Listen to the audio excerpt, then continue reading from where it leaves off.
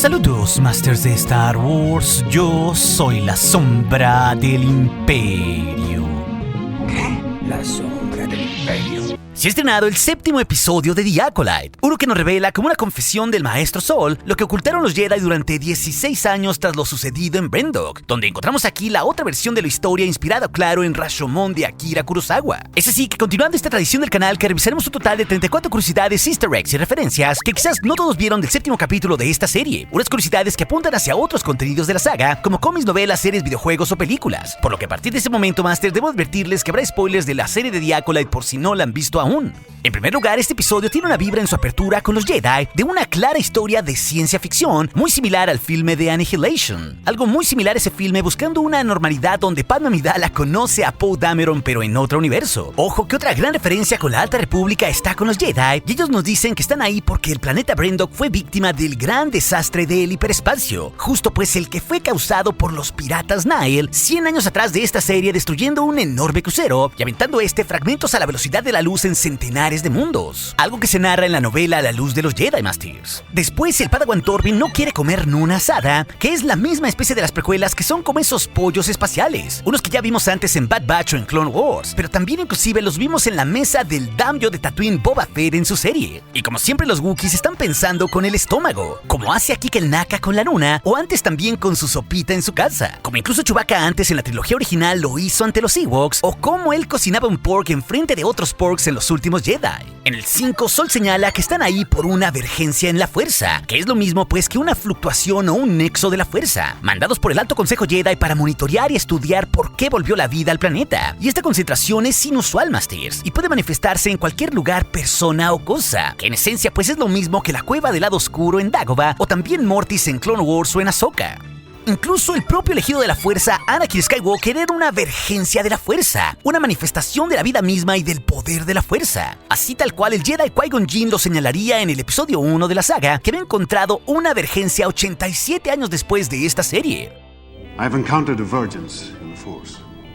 Y es curioso que Indara en el pasado tenga un Padawan y Sol no, claramente indicándonos que no estaba listo para ser un maestro a lo Kenobi. Esto pues porque Osha fue su primer aprendiz y luego Jake y Lon, y ambas tuvieron destinos trágicos, tal cual como le pasó a Kenobi con Anakin.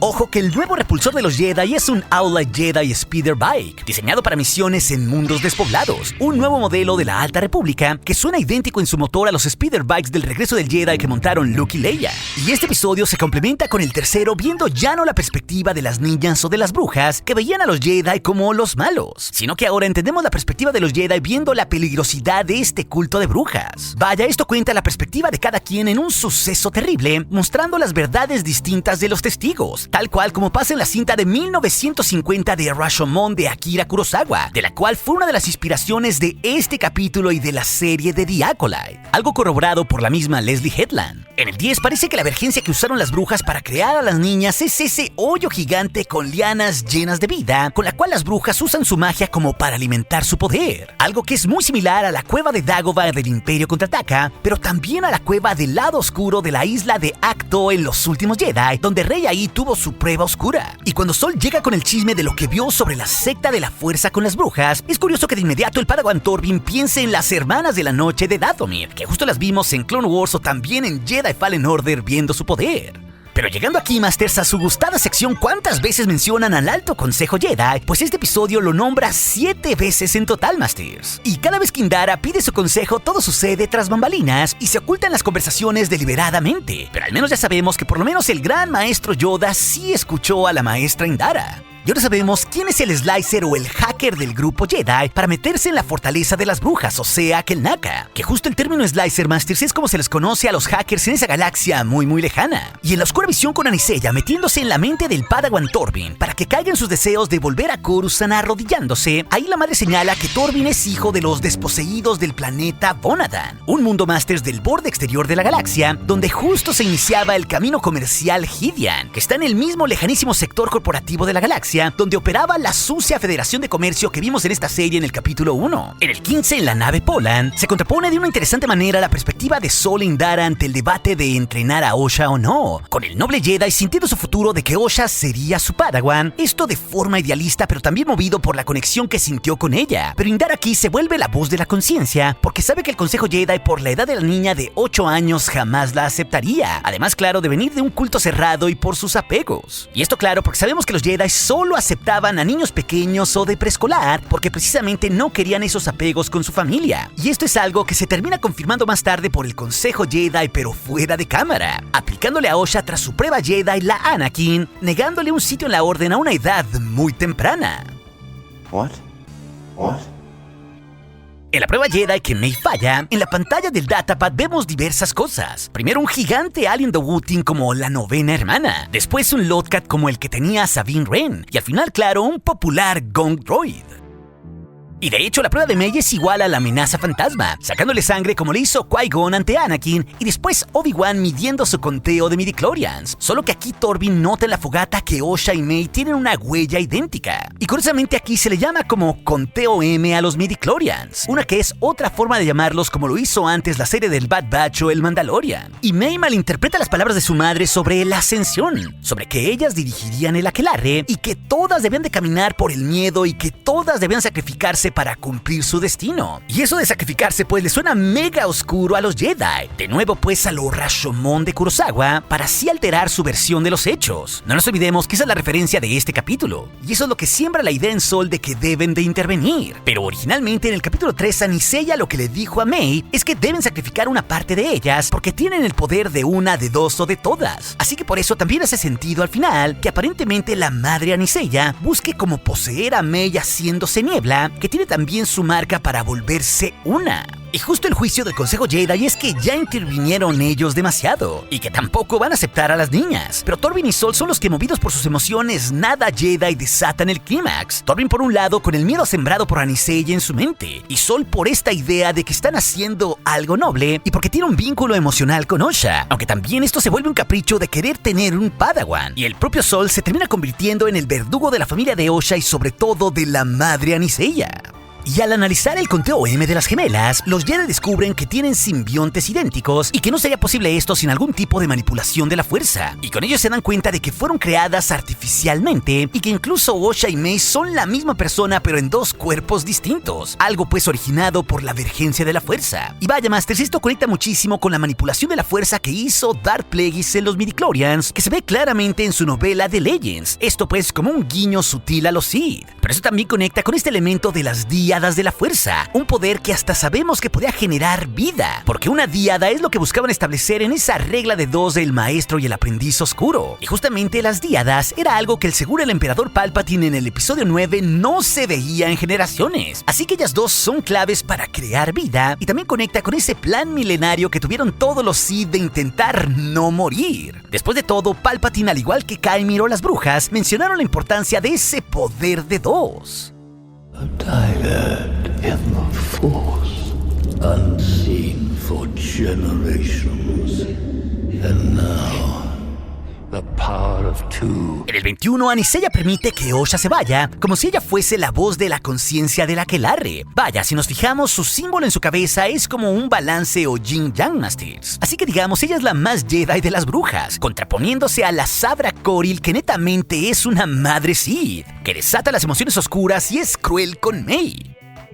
Y por un lado, una madre no busca violencia y Coril es todo lo contrario, apegándose sí a las niñas, evitando que los Jedi se las lleven. Curioso porque con la Sabra no se le ve al final después de que ella se hace niebla, así que muy probablemente ella está conectada en cómo sobrevivió May al final, cuando la vimos en el árbol Bunta sola después del incendio en el capítulo 3, esto pues como una especulación. Y claro, también por la ascensión sabemos que Coril y May están interconectadas, Masters. Es más, si lo vemos así, hasta ella tiene ojos amarillentos y corruptos y podría esto ligarla a los Sith, aunque esto último es una especulación mucho más salvaje. En el clímax con Osha y May descubrimos a lo Rashomon la otra verdad de May, que pese a que ella tuvo impulsos oscuros o que le dijo a su hermana que pretendía desvivirla, que en realidad el incendio pues fue una cosa incidental. Así que esto es vital de cara al presente de la serie para también sanar la relación de las dos hermanas, porque con las dos habrá un choque de trenes seguramente aquí en Brendok, pero en el presente. Sobre todo lo digo porque ya vimos en los trailers a Sol estando presente ahí en Brendo. Y una referencia a nivel God es que cuando el emocionado e idealista Sol le dice a Nisella que tiene nobles intenciones sobre las niñas cuestionando su creación, es que ella le refuta que esas intenciones nobles un día destruirán a todos los Jedi de la galaxia. Esto porque sabemos que los lores del Sith crearon una guerra falsa para así manipular a los Jedi y después extinguirlos, manipulando pues sus nobles intenciones. Y esto pues es una referencia a la propia Orden 66, que sería el plan final de los Sith para destruir a los Jedi. Y esto de Nisella suena como si ella fuera parte de este plan, o quizás porque lo vio en el futuro en visiones oscuras, como diversos videntes oscuros también pudieron ver la Orden 66, tal y como pasó en la novela Dooku Jedi Perdido, con los presagiadores de Hakote que le mostraron la Orden 66 a Sifo Dyas y a Dooku.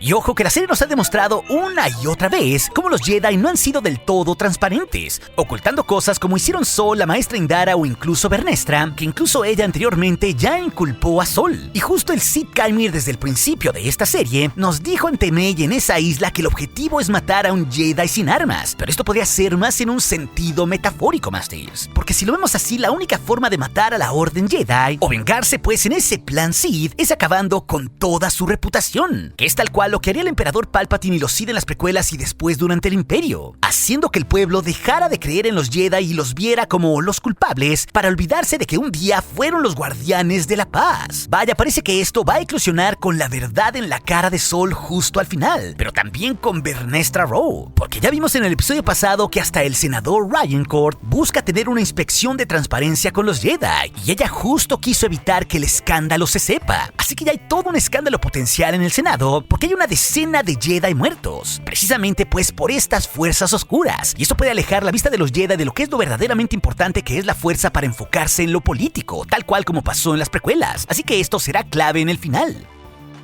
El 25, cuando se desata el caos y Anisella se vuelve esa niebla oscura, no solo Sol se convierte en el verdugo de la madre de Mei en frente de su hija, algo que conecta con el reclamo de Mei al principio de esta serie, esto ante la maestra Indara de que los Jedi sí atacan a los indefensos desarmados porque eso fue lo que ella vio. No obstante, Anisella parece que pretende proteger a su hija como si estuviera poseyéndola con esa niebla porque forman parte de la misma mente colmena, esto con el poder de todas del Aquelarre. Pero eso también es lo que se desate la alarma en Sol después de haber escuchado a la niña Mei en la nave de que ella tenía que sacrificarse. Y lo interesante es que también las brujas de Dathomir, como la madre Talzin, como lo hace aquí la madre Anisella, también se manifestaban como nieblas, pero no oscuras, sino de color verdes, que era propia de la magia de las hermanas de la noche, como lo hizo Talzin en Clone Wars ante Dooku. Y al ver la posesión de Kelnaka con el poder de todas las brujas, esto conecta con que él se haya aislado en Kofar al perder el juicio y que también tuviera garabatos estudiando esta cultura para fortalecer su mente después de que se metieron en ella, muy similar pues a como lo hizo Torbin con el voto Barrage. Y ojo que en la cultura Wookiee era súper mal visto usar sus garras, Masters, ya que ellos usaban el término de Mad Claw o garra loca en español al Wookiee que usaba agresivamente sus garras, porque ellos siempre fueron pacíficos. Así que lo que hizo Kelnaka aquí con Torbin fue un pecado grave. Y por eso entendemos ahora cómo Torbin terminó todo rasgado de la cara después de haber mostrado sus grandes habilidades defensivas con el sable de luz amarillo, aunque él también fue víctima de sus miedos y deseos, causando todo un genocidio. Por eso hace sentido que haya tomado el veneno en su enorme culpa cuando Mei se lo ofreció en Olega años después.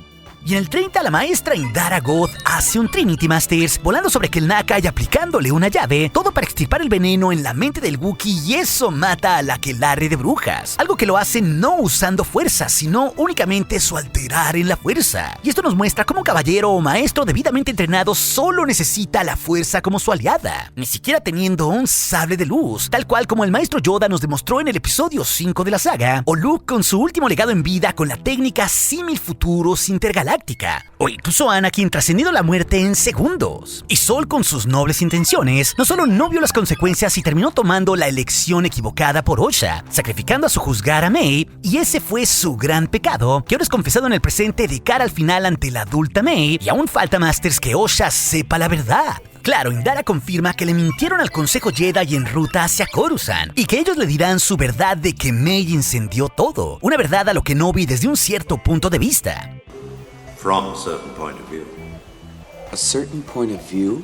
Una Masters que solo la saben Indara y Sol, porque los otros dos estaban inconscientes, aunque Torbin vio cómo Sol mató a Anisella, o que Kelnaka también sintió el terror de la posesión oscura. Y la clave en el epílogo es que Indara protege el futuro de Osha mintiéndole por todo lo que perdió, creyendo que aún hay luz en su camino, sobre todo para que ella no sepa que sola decidió por encima de su hermana. Curioso porque el capítulo 1 de esta serie, casi 16 años después, ahí fue George Fandar quien nos dijo ante Osha que con los años la maestra Indara también perdería la fe en Osha de que podría ser un Jedi. Así que el juicio compasivo de Indara del pasado estuvo equivocado, sobre todo porque sabemos que Osha ya se corrompió. Es así que nuestra reflexión final, este capítulo se trata de elegir, como nos indica el título, con los Jedi tratando de hacer lo correcto a pesar de sus errores, o con el maestro Sol claramente eligiendo por una emoción a Osha sobre May, algo que se vuelve su enorme pecado. Pero igual pasa con Anisella, que le permite elegir a su hija Osha entre ellas o los Jedi. Así que con esta verdad por fin revelada, la cual marcó el destino de las gemelas, ya están todas las fichas acomodadas para el final de temporada. Pero si también te interesa ver el todo explicado de este 7º episodio, o quienes conformaban el Alto Consejo Jedi en esta época, esas historias te las dejaré aquí en las pantallas finales.